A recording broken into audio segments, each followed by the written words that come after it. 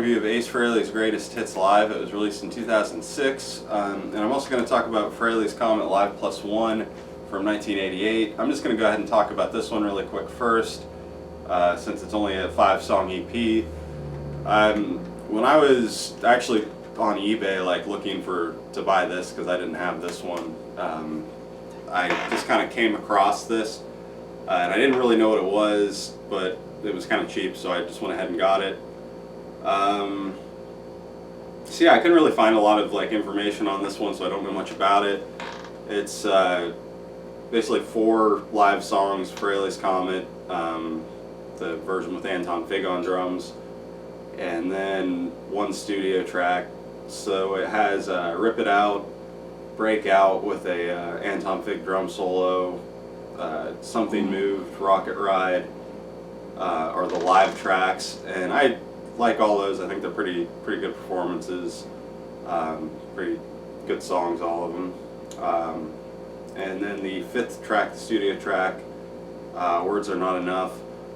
I've only really listened to it like once or twice, which I've only really listened to this like once or twice since I've got it, but I don't really like love it, but I don't really dislike it. Like, I think it's pretty good, but it's not like a huge standout to me. I think it's got some pretty cool guitar on it, and that's probably what stands out the most to me about the song is the guitar.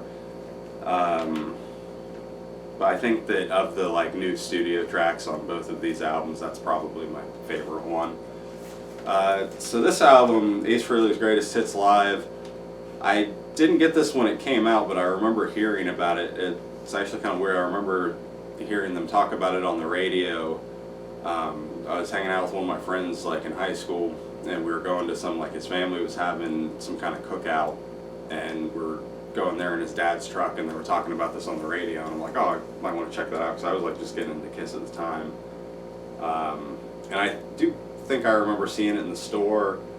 I think the reason I didn't get it at the time was I looked at the track listing, and there were a lot of songs that I didn't recognize from like his Frehley's Comet stuff, and I think that that probably stopped me from getting it at the time, because I was probably like, I want to hear the studio versions of those before like I get a live version, which I know is kind of weird, but that's just kind of like how I wanted to do things back then. I was more about the studio albums than the live albums.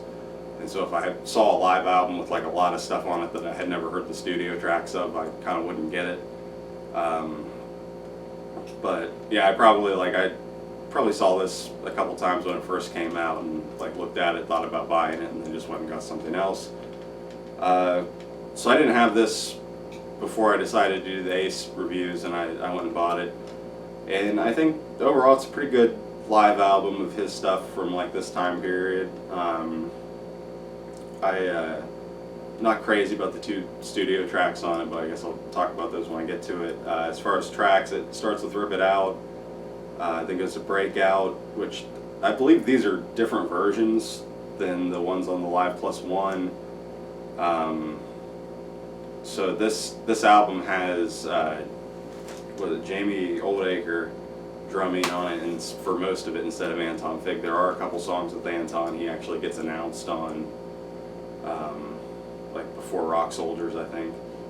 But the drumming in this version of Breakout kind of stands out a little bit, because he just like doesn't, there's just like little kind of drum solo bits or fills or whatever that he kind of like doesn't really nail Anton's parts that well.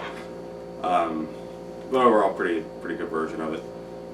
Then they do Cold Gin, Shock Me, Rocket Ride, Deuce, Stranger in a Strange Land, Separate, which that kind of surprised me that was on here. The New York Groove, which I would say New York Groove's like the only song on here that I could kind of, well,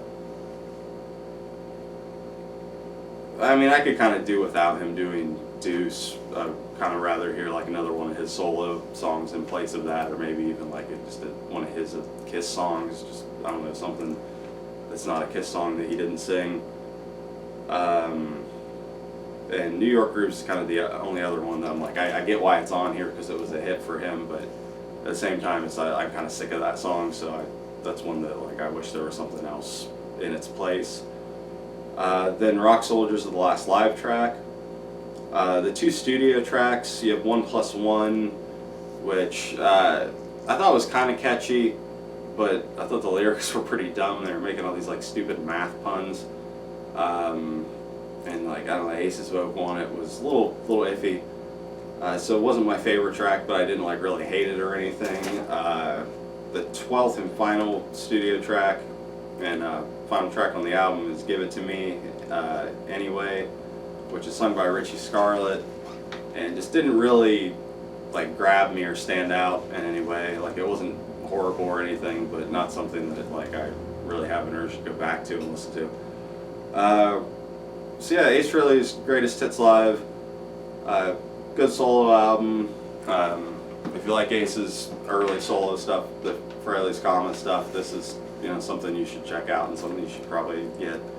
The Live +1, I mean, it's kind of cool, but it's kind of hard to find now, I would imagine.